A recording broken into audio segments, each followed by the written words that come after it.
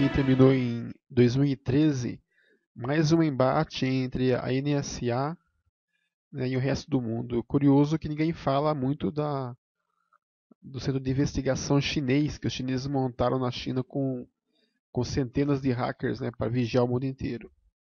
Então, talvez pelo fato dos Estados Unidos ser o berço da liberdade e estejam querendo agora implantar uma espécie de controle, né, que é muito ligado ao comunismo, socialismo. Então, talvez por isso o mundo fique chocado, né, com esse comportamento bastante socialista de um país que sempre se julgou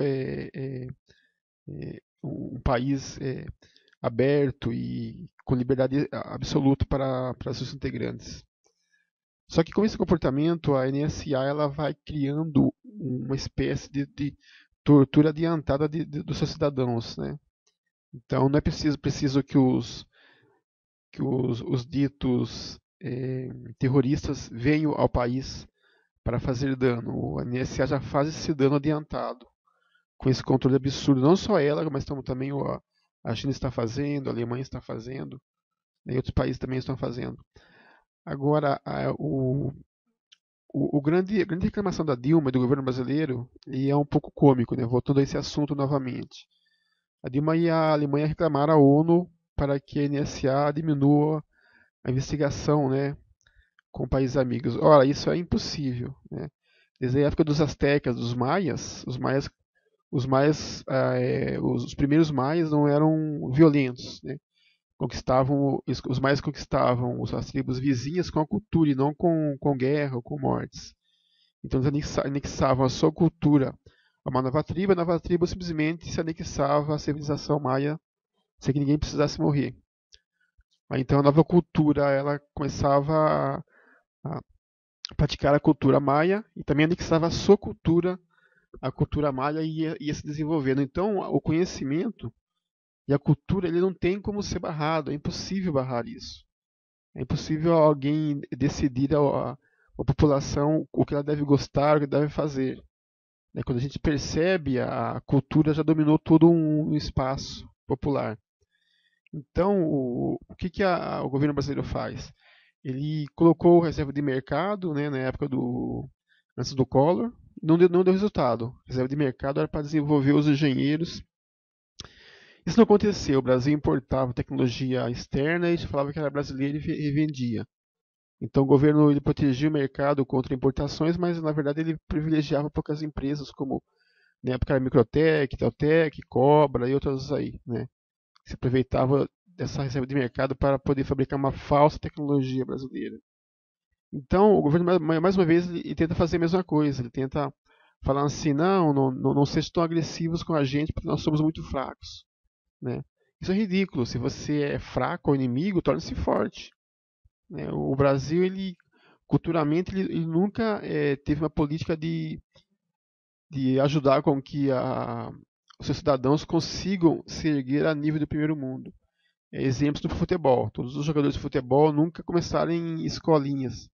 A maioria sempre começou em campinhos de terra e por si mesmo, passando necessidade, eles chegaram a ser grandes, né? Não foi com incentivo governamental e não com escolinhas assim populares para que eles fossem e naturalmente se desenvolvessem. Então o Brasil é assim.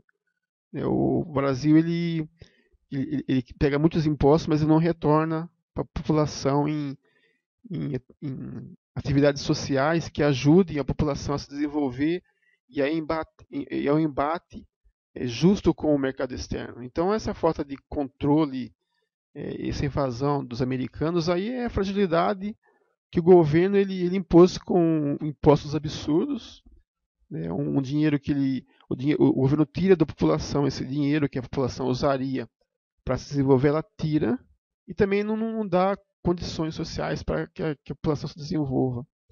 Então é assim, a população fica sem recursos, sem fundos para se desenvolver tecnologicamente, e o governo também pega esse dinheiro e também não faz isso. Né? Esse dinheiro vai para outros fins, que é assistencialistas, que é corrupção, que é a, a folha de pagamento inchada e absurda do governo. Né? Então o Brasil é assim, nós somos fracos e queremos que o mundo inteiro fique fracos como nós e que não nos vigie. Isso é ridículo. A cultura ela não pode ser barrada, não há como barrar. O Facebook só é grande porque os americanos eles investem no longo prazo. Nós não fazemos isso.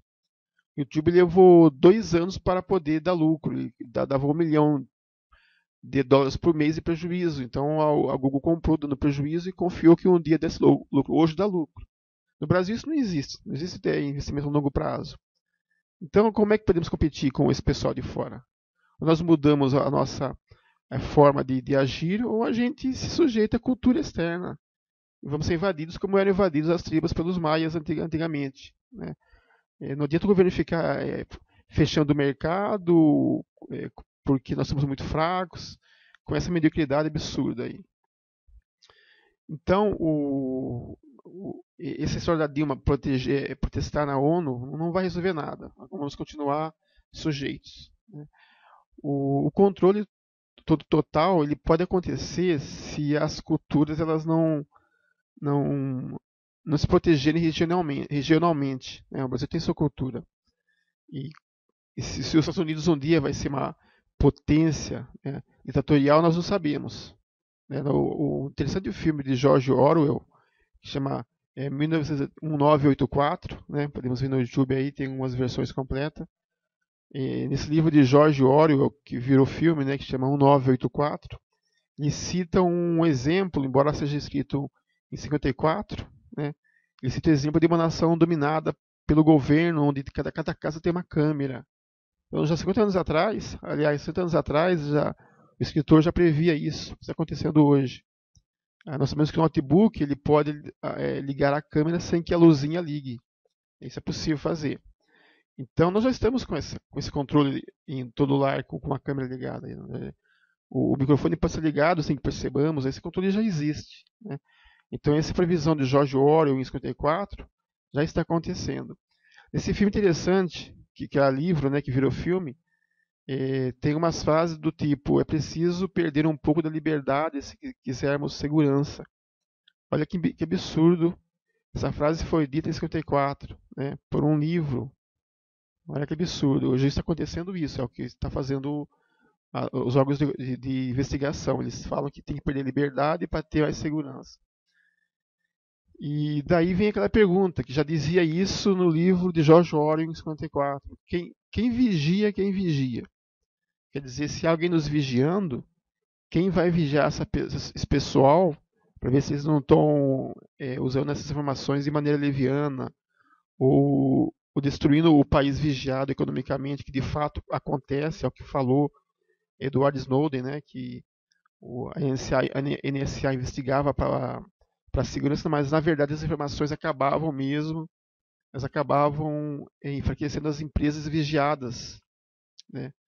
Porque economicamente eles ficavam frágeis porque eram vigiados. A Petrobras foi uma das empresas brasileiras vigiadas. Então, tanto a NSA como os chineses estão a par de tudo que acontece no Brasil. Né? Eles sabem de tudo. Então, é estranho, mas nós não só somos frágeis, como estamos no caminho de ficar mais frágil ainda. Né? Nós já estamos no poder de controle de quem sabe mais que a gente, porque o conhecimento realmente ele é poder. Então já estamos sendo vasculhados e milhares de computadores estão calculando o que pode acontecer aqui. Alguns casos curiosos, por exemplo, na Bolsa de Nova York, é um caso que é uma reportagem que foi feita sobre a crise de 2008, né, que algumas empresas, as ações começaram a valer 50% em 24 horas, porque há milhares de computadores programados para captar informações na internet e, de acordo com as informações, o computador vende ou compra as ações. Então, alguns boatos fazem com que os computadores eles possam agir de forma automática e comprar ações ou vender ações de algumas empresas. Então, existem robôs nos programando. Alguns robôs não, computadores, né, programados para tomar atitudes econômicas no Brasil hoje. Então, todo mundo faz isso. Né? O Brasil também faz isso. Aliás, no Brasil existe uma coisa chamada Score Serasa. Para quem não sabe, procure na internet que Score Serasa é o seguinte. Se o seu CPF estiver limpo, estiver com nenhuma restrição, você mesmo assim pode não conseguir tomar crédito no mercado. Você pode estar empregado, pode estar com salário razoável, com CPF ok, mesmo assim você não toma crédito. Porque o Serasa tem uma pontuação que não é divulgada, chama score. Né? Então ele sabe do seu passado, do presente, tenta prever o futuro com isso. Então, através dessa pontuação, que são informações que ele escolhe sobre nós, eles nos divulgam mais ou muito bem como é isso. Eles dizem que é um cálculo complexo, mas lógico, eles pegam isso de vários lugares.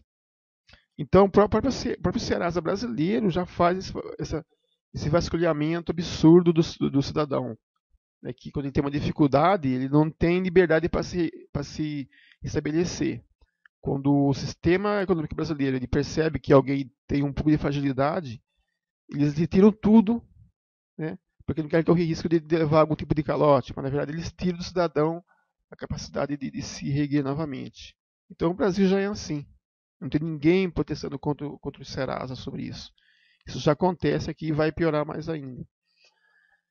Então, esses dias também a NSA acusou a China de distribuir computadores com a BIOS com o malware dentro, né, com o vírus dentro. Então, da China sai a maioria dos computadores das CPUs. Né, então, eles podem muito bem inserir na BIOS, que é aquele chip que não é a CPU, é um chip de um programa que starta o computador e leva o processamento para o disco rígido.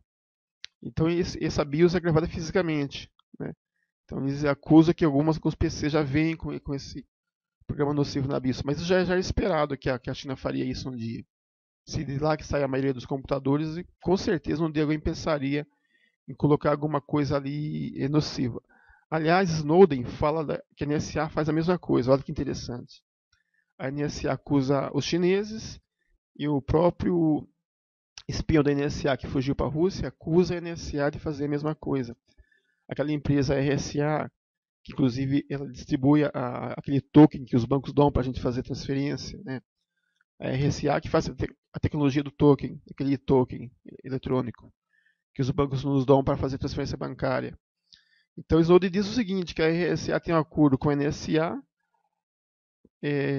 para que algumas vulnerabilidades ou falhas nos sistemas da RSA sejam propositais, para que a NSA possa invadir os sistemas da RSA dos clientes e captar informações. Né? A RSA diz que é mentira, mas a Edward Snowden diz que realmente acontece. Né? Então, será que é verdade? Então, outro exemplo também é o Facebook. O Facebook sabe tudo sobre nós. A gente está tão acostumado a usar o Facebook de forma confortável que a gente esquece que ele sabe o que nós fazemos na vida pessoal, nós gostamos, o que nós estamos odiando, nossa preferência política, o nosso comportamento na sociedade. O Facebook sabe tudo. Né? E como isso não é muito divulgado, parece que ele não sabe de nada. Né? Mas é lógico que essas informações acabam com a NSA, com o FBI. Né? E o FBI normalmente ele corta na carne tudo que existe que seja suspeito. Né? Se, por exemplo, ele tem 1 milhão de pessoas, tem 10 suspeitos, ele mata 1 milhão e 10. Sempre foi assim no mundo. Né? A guerra, qualquer tipo de guerra, tanto física como tecnológica, eles nunca se preocuparam com os inocentes. E o que acontece? Eles fecham empresas grandes por causa disso. Né? Então é lógico que a Google, que o Facebook tem acordo com o FBI, com a NSA, para que o seu sistema seja monitorado, auditorado constantemente. Então ele sabe de tudo. Né? E é bom assim como antes. Pelos princípios fundamentais, não é bom assim. Né? Todo tipo de progresso ele requer que o ser humano esteja com liberdade, porque todas as invenções de hoje surgiram em épocas em que os princípios delas eram proibidos. O que é proibido hoje, daqui a 100 anos vai ser normal. Né? Aquele caso daquele o inventor do computador, né? Ele Hermann Hollerith, que ele foi praticamente morto porque ele era homossexual, ele descobriu os códigos dos nazistas. Mesmo assim, foi perseguido por ser homossexual, ele foi castrado quimicamente. Olha que absurdo, isso na época de 50. Hoje já ele é visto como um herói, na época ele era visto como um vilão. Mesmo sendo inventor do computador, mesmo tendo ajudado os aliados contra o nazismo. Então, imagina se ele fosse é, fosse proibido de fazer o que ele fez. Talvez o Hitler tivesse dominado o mundo, né? Então veja como uma proibição, a falta de liberdade, ela tosa a inspiração, porque a inspiração para o progresso é inerente à liberdade, né? Não há como dizer que seremos melhores sem liberdade, não há como dizer que ter a liberdade é nos proteger das ações maléficas do terrorismo, é como se adiantasse as ações maléficas do terrorismo, né? Não há como, a falta de liberdade condiciona as pessoas, você pode alterar a, a, a curva do progresso, que essa curva vem cada vez mais diminuindo e o progresso vem cada vez mais rápido. E elimina a criatividade, né, para que as coisas erradas de antes são certas hoje. Então ninguém pode dizer o que é certo e errado uma outra cultura, né? A liberdade ela tem que imperar acima de tudo. Então é assim que estamos. E se o Brasil quiser se livrar disso aí, ele vai ter que fazer o que todo mundo fez. Vai ter que incentivar a educação verdadeira, né? E não as faculdades fajutas de diplomas, né, que saia impressa a toque de caixa, né? Mas faculdades que ensinam de verdade, que exigem de verdade e formam pessoas que realmente conhecem. Então, se o Brasil não partir para isso, não adianta ele fechar. Daqui a pouco vai fazer o que a Dilma? Vai impedir a internet do Brasil para poder ter segurança? É só o que faltava. Então, como isso não vai acontecer, a gente tem que tomar outra atitude, né? E a atitude é nos fortalecer, porque é normal que a gente sempre procure conhecimento, né, sobre o vizinho para ter um pouco de mais de poder. Isso é normal, o ser humano sempre foi assim, toda a natureza sempre foi assim. Quem tem mais sabedoria, mais tem poder. E o que faz os países que reclamam da ONU contra outros países com mais sabedoria? Dizem para que eles tenham menos sabedoria? Isso não tem sentido.